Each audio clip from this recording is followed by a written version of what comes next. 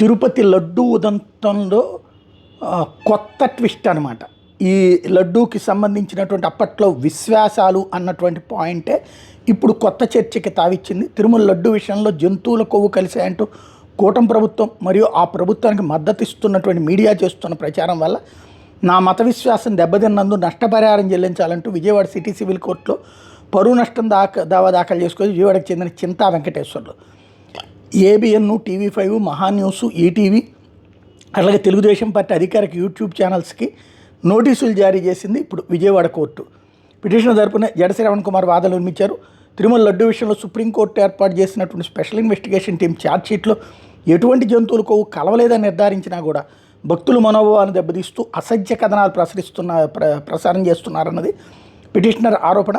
కూటమి ప్రభుత్వం అధికారికంగా అసత్య ప్రచారాలు చేస్తూ కోటాను కోట్ల మంది భక్తుల మనోభావాలు దెబ్బతీస్తుందని పిటిషనర్ తరపున వాదించారు. ముఖ్యమంత్రి, ఉప ముఖ్యమంత్రి, కూటమి ప్రభుత్వంలో మంత్రులు అసత్య ప్రచారాలతో తన మత విశ్వాసాలు దెబ్బతీస్తున్నారనేది పిటిషనర్ ప్రధాన ఆరోపణ. తిరుమల లడ్డు విషయంలో నెల్లూరులో జరుగుతున్న కేసులో తీర్పు వచ్చేంత వరకు జంతువుల కొవ్వు ఎటువంటి కథనాలు ప్రచురించకుండా ప్రతివాదులందరి మీద ఇంజక్షన్ ఆర్డర్ ఇవ్వాలని పిటిషనర్ కోరారు. తన మత విశ్వాసాలు దెబ్బతీసినందుకు ప్రతివాదులందరికీ 20 లక్షల రూపాయల నష్టపరిహారం చెల్లించాలని ఉత్తర్వులు ఇవ్వాలని కోరారు. ఈ పిటిషన్ మీద విచారణ జరిపిన విజయవాడ సిటీ సివిల్ కోర్టు తక్షణమే నోటీసులు జారీ చేసింది. కోర్టు ఉత్తర్వులు ఇస్తే కోటాను కోట్ల మంది భక్తులు మనోభావాలు కాపాడబడతాయంటూ పిటిషనర్ వాదించుకొచ్చారు. సాక్షాత్తు ముఖ్యమంత్రి తప్పు ప్రచారం చేస్తున్నారన్నది ఇక్కడ ప్రధానమైన ఆరోపణ.